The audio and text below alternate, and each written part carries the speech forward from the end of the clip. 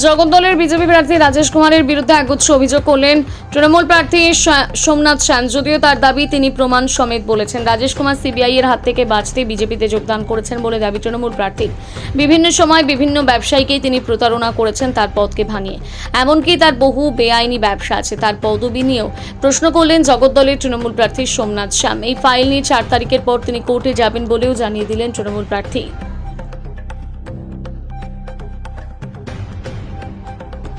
একের পর এক ওনার স্ত্রী, ওনার 2 ছেলের নামে আছে। এই কোম্পানিগুলো উনি মাঝে মাঝে খোলেন এবং সময় সাপেক্ষভাবে সেগুলোকে বন্ধ করে দেন। তার পিছনে কারণ কি? উনি পুলিশের চেয়ারে বসে থাকাকালীন উনি বহু কোম্পানি খুলেছে। টোটাল 58টা কোম্পানি আছে ওনার নামে। 58 কোম্পানিজ যেগুলো উনি খুলেছেন, বন্ধ করেছেন, আবার খুলছেন। এখন স্টিফেন হাউসে উনি প্রায় 7-8টা কোম্পানি খুলেছেন, সেখানেও ওনার কোম্পানি আছে। তো এইভাবে ওনার দিল্লি, জয়পুর এবং কলকাতা ওনার প্রচুর কোম্পানিজ আছে। এই কোম্পানিজগুলোর পিছনে কারণ কি? উনি তো একজন সার্ভিসম্যান ছিলেন, তাহলে এতগুলো কোম্পানি উনি কি করে করলেন? এবং উনি তো ডিসক্লোজ করলেন না যে ওনার ওয়াইফ, ওনার ছেলে, এরা সবাই এই কোম্পানিজগুলোতে লিঙ্কড আছে। সর্বপ্রথম এইটা আপনাদের দিয়ে দেবো, আপনারা জেনে নেবেন। আপনারা দেখুন এই এফিডেভিট হচ্ছে রাজেশ কুমারের। এখানে দেখুন হাইলাইট করেছি আমি। ওনার যে অ্যাড্রেসটা আছে সেই অ্যাড্রেসটা হচ্ছে অ্যাড্রেসটা হচ্ছে 7B tower 5 south city 375 Prince Anwar Shah road, Kolkata. এটা হচ্ছে ওনার অ্যাড্রেস উনি দিয়েছেন। উনি আগে ভাড়া থাকতেন, এখন এই বাড়িটা 4.5 কোটি টাকায় কিনে নিয়েছেন উনি রিটায়ার হওয়ার পরে। কত টাকা রিটায়ারমেন্ট বেনিফিট পেয়েছেন? এছাড়া দেখুন এই কোম্পানি, এই যে বাড়িটা, এই বাড়িটা হচ্ছে সারদা মিনারেলস প্রাইভেট লিমিটেড নামে ছিল। সারদা মিনারেলস প্রাইভেট লিমিটেড এর সাথে ওনার সম্পর্ক কি? উনি কিভাবে জড়িত ছিলেন যে ওই বাড়িতে উনি থাকতেন? সারদা মিনারেলস এর মালিকের নাম হচ্ছে সঞ্জয় কুমার সারদা আর লীনা সারদা। এই দুজন ব্যক্তির সাথে ওনার রিলেশন কি আছে? ওনার ছেলের এবং ওনার স্ত্রীর কি রিলেশন আছে? এই দুজন ডাইরেক্টর হওয়ার আগে ওনার এই প্রিভিয়াস ডাইরেক্টর ছিল সৌরভ ঝানওয়ার, ইনি ছিলেন ওর আগের ডাইরেক্টর। উনি এই ডাইরেক্টরশিপ থেকে রিজাইন করার পরে এই দুজন ডাইরেক্টর হলো। আর বাকি ওনার পরিবারের সাথে কি লিঙ্ক আছে? এটা একটা প্রশ্ন ওনার কাছে দিলাম। এবং সর্বশেষে একটা প্রশ্ন ওনাকে দেব আরো। November 6, 2025 enforcement department Kolkata arrest করলো অরুণ সারাফকে। অ্যারেস্ট করলো। এই অরুণ সারাফকে জিডি মাইনিং কোম্পানির ইনি হচ্ছেন promoter. GD mining private limited ইনি হচ্ছেন প্রমোটার। একে ইডি অ্যারেস্ট করলো এবং ইডি অ্যারেস্ট করার পরে দেখা গেল direct proceedings in several bank accounts ₹130 crore deposited financial year 2024 and 25। 130 কোটি টাকা ডাইরেক্ট ব্যাংক অ্যাকাউন্টগুলোতে জমা হলো। এই টাকাগুলো হচ্ছে রাজেশ কুমার, প্রতিভা সুরলিয়ার, ঋত্বিক সুরলিয়া এন্ড ঋষভ সুরলিয়ার, যারা ডাইরেক্টলি অরুণ সারাফের এই জিডি মাইনিং কোম্পানিতে তারা টাকা ইনভেস্ট করে। জিডি মাইনিং কোম্পানির মালিক অরুণ সারাফ অ্যারেস্ট হওয়ার পরে তার চার্জশিট জমা হয়েছে এবং তিনি ইললিগাল মাইনিং করেছে, ইললিগাল ট্রান্সপোর্টেশন চালিয়েছে, বিভিন্ন কিছু করেছে।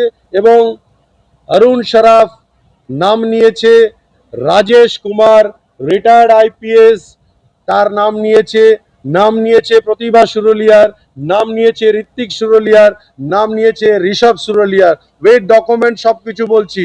427 পাতার চার্জশিট জমা হয়েছে ইডি কেস অরুণ সারাফের।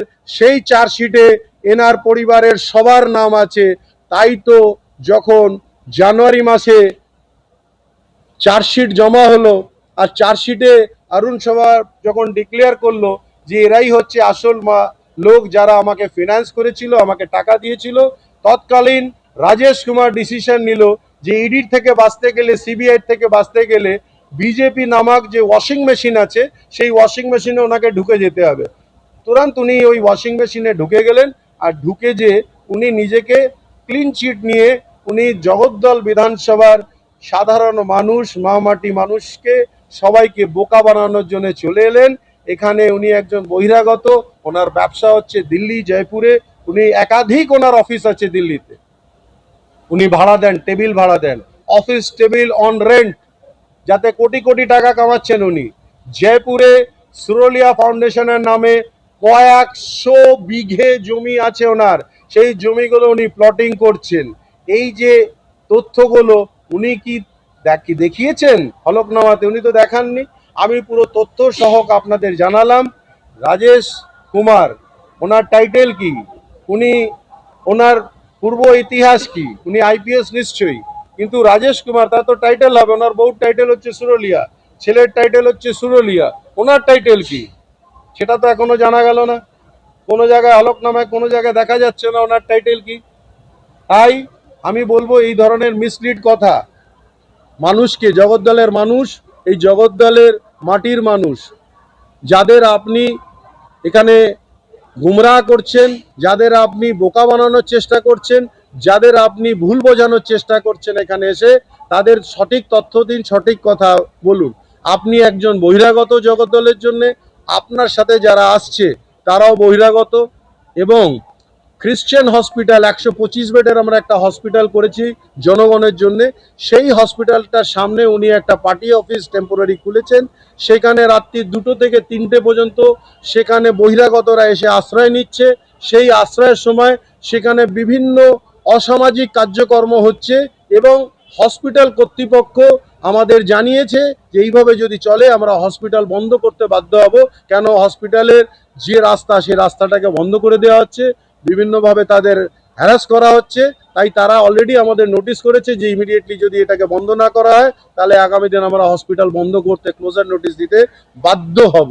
এই পরিস্থিতিতে এই বহিরাগত মানুষের কাছে এসে মিথ্যে কথা বলছে। তিনি দুপাশে ঢালাই করা রাস্তা, মাঝখানে এখন ফেভার ব্লক লাগবে, সেই রাস্তার মাঝখানে দাঁড়িয়ে বলছেন এখানে জল জমে যাবে। মানুষকে ভুল বোঝাচ্ছেন, মানুষকে নিয়ে চক্রান্ত করছেন। অন্নপূর্ণা ভান্ডার যে ফর্মটা ওনারা দিচ্ছেন মানুষকে, সেই ফর্মটাতে ওনারা আধার কার্ড নাম্বার নিচ্ছে, আধার কার্ড এবং ফোন নাম্বার নিচ্ছে। পরবর্তীকালে 2 থেকে 4 দিন পরে সেই মানুষ যে ফর্মটা ফিল আপ করেছে তার কাছে ফোন যাচ্ছে যে আপনার অন্নপূর্ণা ভান্ডার স্যাংশন হয়ে গেছে, আপনি শুধু আপনার মোবাইলে যে ওটিপি যাবে সেই ওটিপিটা আমাদের দিলেই আমরা 3000 টাকা আপনাকে দিয়ে দেবো। পরবর্তীকালে দেখা যাচ্ছে যখন সাধারণ মানুষ তারা ওই নাম্বারটা দিয়ে দিচ্ছে, দেখা যাচ্ছে তার ব্যাংক অ্যাকাউন্টের সব টাকা সাফ হয়ে যাচ্ছে। এটাই হচ্ছে বিজেপির ফ্রড। বিজেপি এই ফ্রড করার জন্য অন্নপূর্ণা ভান্ডার শুরু করেছে। আমরা প্রত্যেকটি মানুষকে আপনাদের মিডিয়া চ্যানেলের মাধ্যমে জানাবো যে এই অন্নপূর্ণা ভান্ডার দয়া করে আপনারা ভরবেন না। আপনাদের ব্যাংক অ্যাকাউন্ট থেকে আরম্ভ করে আপনার সর্বস্ব তাদের কাছে ডাটা চলে যাচ্ছে। আজকে না হলেও ভবিষ্যতে আপনার ব্যাংক অ্যাকাউন্টে যে কোনো মুহূর্তে আপনি টাকা রাখবেন, আপনার টাকা এরা আত্মসাৎ করে নেবে। বিজেপি এর আগেও প্যান কার্ডের বাহানায়, আধার কার্ডের বাহানায় বহুতবার আমাদের টাকা আত্মসাৎ করেছে, এবারও তারা টাকা আত্মসাৎ করে নেবে, তারা ইলেকশনের খরচা তুলবে। তাই আপনার মা বোনেদের বলবো যে কেউ এই ফর্ম ফিল আপ করবে না। আর এই কথা আমি জানালাম, আর তথ্য সই জানালাম। আমি প্রত্যেককে আপনাদের একটা করে এই কাগজ দিয়ে দেবো, এই কাগজের মধ্যে ওনার সব ডিটেলস দেওয়া আছে। আপনারা এই কাগজগুলো নেবেন, আপনারা প্রশ্ন করে নেবেন। আমি 10টা প্রশ্ন দিয়েছি এখানে ওনাকে, এই 10টা প্রশ্ন উনি উত্তর দিক আমাকে যে এই প্রশ্নগুলো কি আছে। এবং অরুণ সরাফের সাথে ওনার কি যোগাযোগ আছে, ওনার পরিবারের লোকের কি যোগাযোগ আছে, ওনার ছেলে জয়পুরে কি করেন, ওনার ছেলে কর্পোরেট অফিস দিল্লিতে কি করেন, ওনার কটা কর্পোরেট অফিস আছে, এগুলো সব কিন্তু আগামী দিনে জানাতে হবে। না জানালে জগদ্দলের মানুষকে বোকা বানালে শুধু হবে না। তাই আমি সবাইকে অনুরোধ করব, জগদ্দলের বাসীকে, আপনারা এই বহিরাগতকে আপনারা সমর্থন জানাবেন না। কেন 92 লক্ষ মানুষ এই জগৎ বাংলার, তারা অনিশ্চিত জীবন যাপন করছে এবং 40,000 মানুষ জগদ্দল বিধানসভার যাদের নাম ডিলিটেড করে দেওয়া হয়েছে। 40,000 মানুষ যারা আগামী 2024-এও ভোট দিয়েছে, এই 40,000 মানুষ এই জগদ্দল বিধানসভার ভোটার লিস্ট থেকে তাদের নাম ডিলিট করে দেওয়া আছে, তাদের কোনো অপরাধ নেই। সেই 40,000 মানুষের একটা নিশ্চিত জীবন ফিরিয়ে আনার জন্য আগামী দিন আমরা অনুরোধ করব যে বিজেপিকে একটাও ভোট দেবেন না, যারা বাংলাকে খণ্ড বিক্ষিপ্ত করতে চাইছে, যারা বাংলাকে শেষ করার চক্রান্ত করতে চাইছে, এই বহিরাগত যারা সকালে আসে বিকেলে চলে যায়, তারা বাংলাকে শেষ করে বাংলার বাঙালিদের হেয় করার চেষ্টা করছেন। বাংলা ভাষাকে তারা স্বীকৃতি দিচ্ছে না, বলছে বাংলা ভাষা নাকি বাংলাদেশি ভাষা, এবং বাংলা ভাষাকে ভেঙে ভেঙে বলা প্রধানমন্ত্রী এবং স্বরাষ্ট্রমন্ত্রীর, এটা কিন্তু অত্যন্ত নিন্দনীয়। এবং আমাদের মুনির মহর্ষিদের নামগুলো তারা বিকৃতভাবে নিচ্ছে, তার প্রতিবাদও আমরা জানাই। তাই আমি ইতিমধ্যেই জানাবো যে অরুণ সারাফের কাগজ আমি আমার থেকে বলবো অফিস থেকে আরো বের করে দেওয়ার জন্য। এই বের করে দিলেই জানতে পারবেন আপনারা।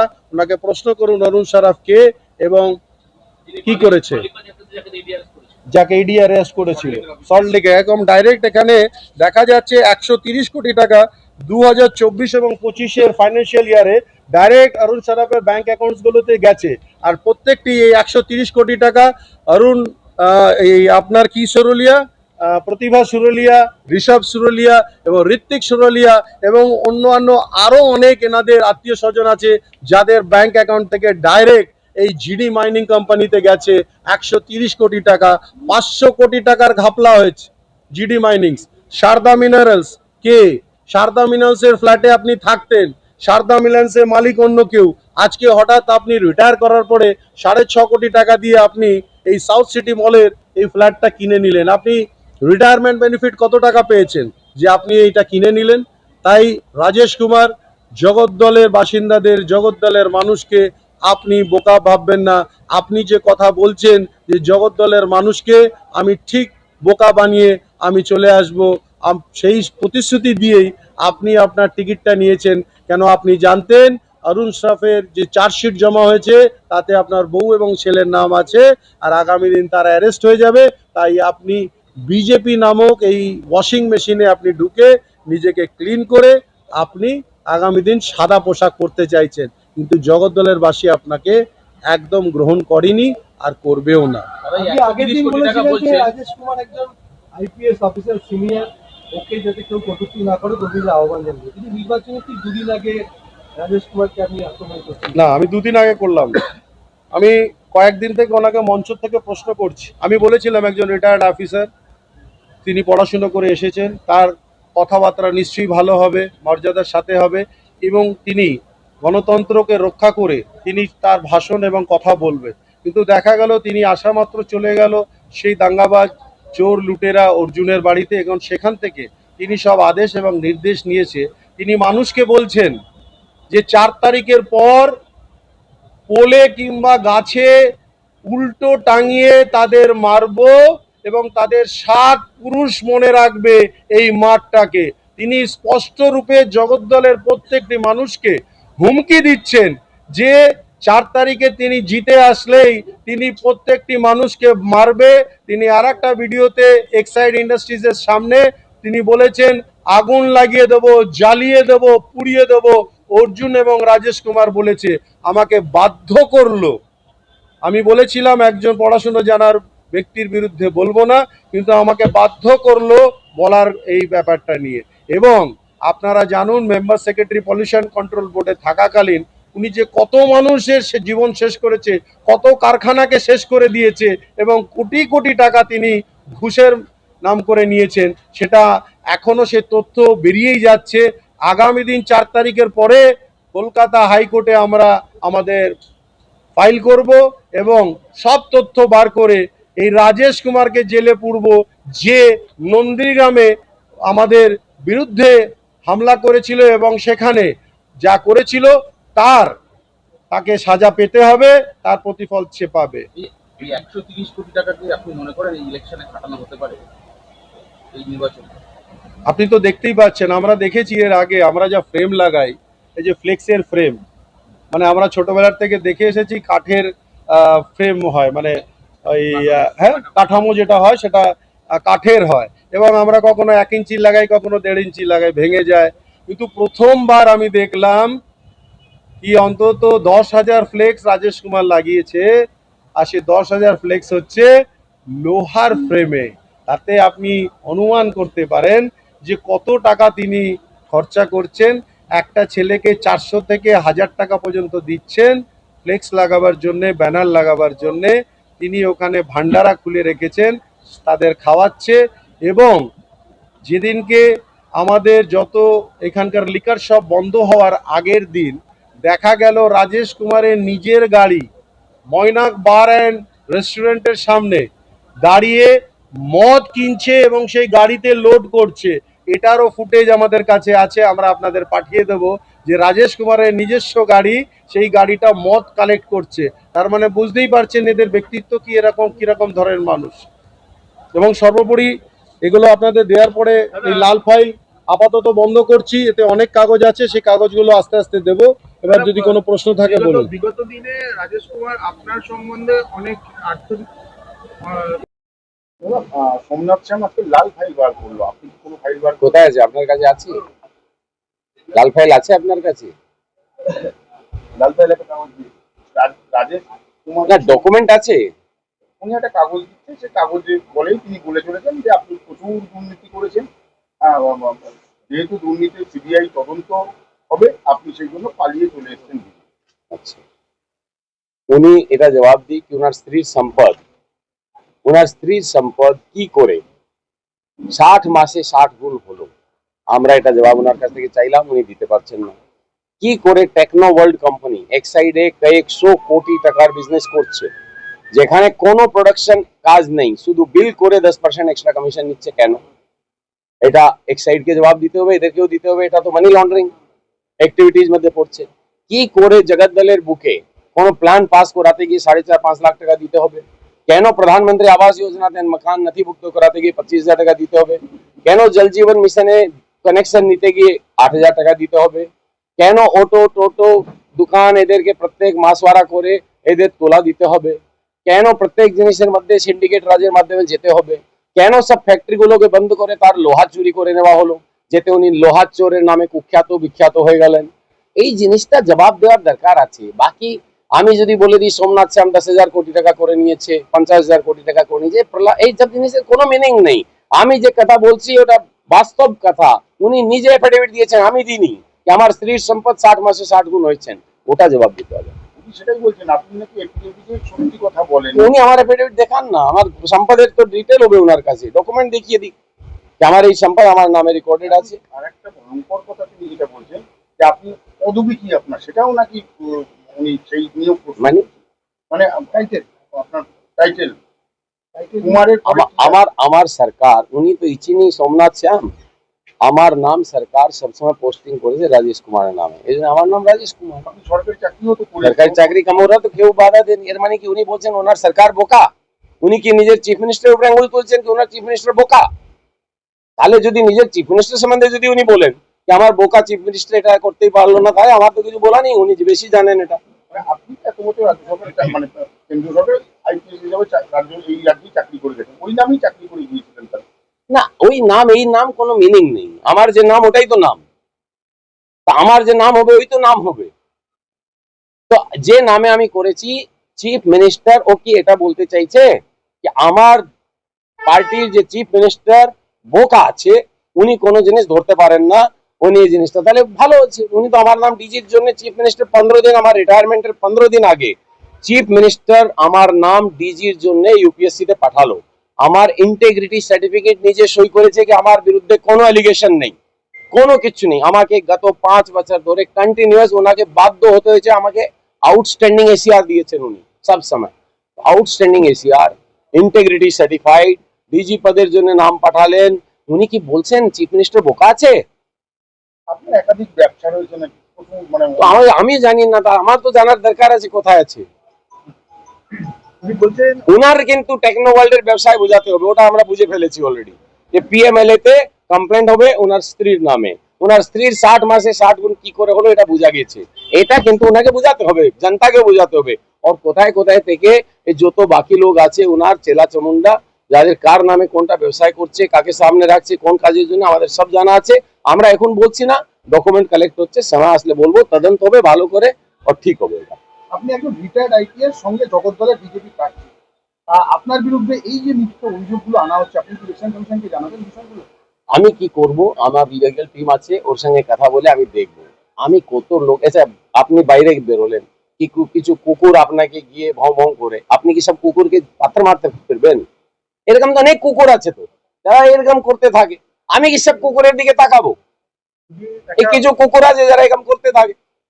উনি একটা ভয়ঙ্কর কথা বলেছেন আপনার বিরুদ্ধে, যে আপনি একজন সরকারি আইপিএস অফিসার হয়ে রিটায়ারমেন্টের পরে 6.5 কোটি টাকা দিয়ে সাউথ সিটিতে ফ্ল্যাট, তো ওনার কাছে ডকুমেন্ট হওয়া উচিত না? সেই ডকুমেন্টটা এবার আমি তো ভাড়ায় থাকছি, তো উনি দেখান ডকুমেন্ট আমার নামে রেজিস্টার হবে কি? সরকার কোন, আপনি আজকে ফ্ল্যাট কিনেন या জমি কিনেন, আপনি কি এমনি কিনে নেন না নিজের নামে রেজিস্টার করে? এবং উনি বলছেন যে এই জমি এবং ফ্ল্যাটে পুরোটাই মালিকানা আপনার স্ত্রীর এবং আপনার। হ্যাঁ, তো উনি তো ডকুমেন্ট দেখান না, এগুলো বলে কোনো লাভ নেই।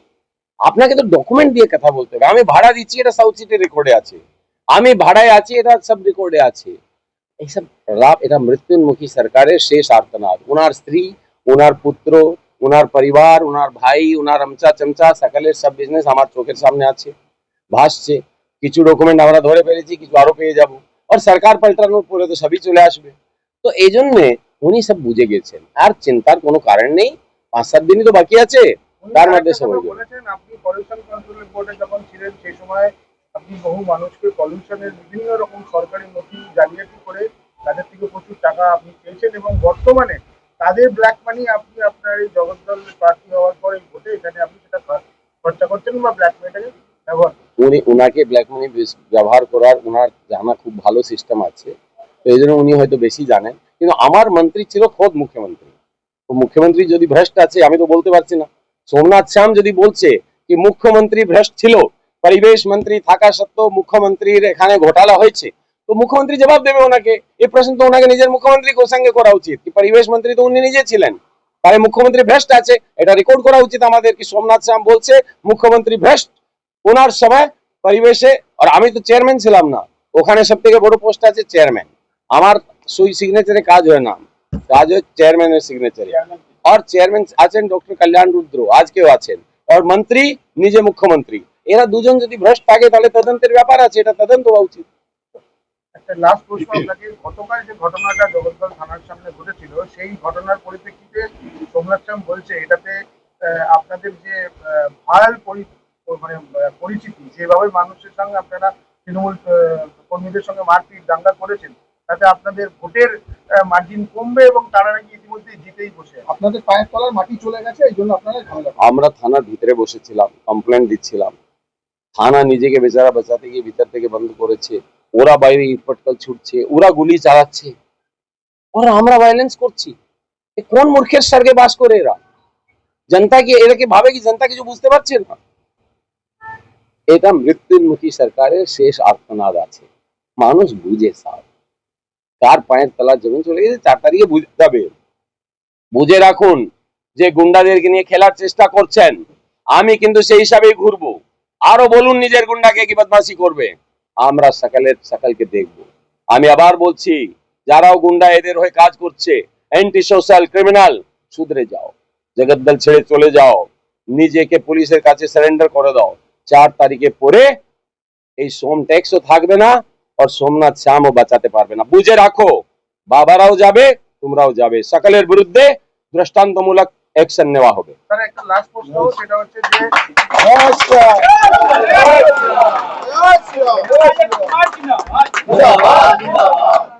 এটা লাস্ট প্রশ্ন এবং খুব গুরুত্বপূর্ণ। ভোটের আর একদিন বাকি, আপনি বারবার বলছেন এবং আপনারা বারবার থানাতে যে কারণে গেছিলেন, যে কারণে অনেক দুষ্কৃতী ঘুরে বেড়াচ্ছে, এই 24 ঘন্টার মধ্যে নির্বাচন কমিশন এই দুষ্কৃতীদের কি ধরতে পারবে এবং আপনারা কি সুষ্ঠুভাবে ভোট জগদ্দলে হবে? মানুষ এটাই জানতে চায়। আমরা তো আশা করি, নির্বাচন কমিশনের দায়িত্ব আছে সুস্থভাবে ভোট করানো। ওনার প্রত্যেক বুথ ওয়াইজ কত গুন্ডা আছে লিস্ট আমরা দিয়েছি, যারাও দুষ্কৃতী আছে, যারাও পোস্ট পোল ভায়োলেন্সে যুক্ত ছিল, যারাও এইসব কাণ্ড কারখানা করে থাকে, সকলের বিরুদ্ধে অ্যাকশন হওয়া উচিত। আমরা আশাবাদী আছি যে পুলিশ ও নির্বাচন কমিশন ভালো কাজ করবে, না করলে আবার বলা হবে। Thank you sir.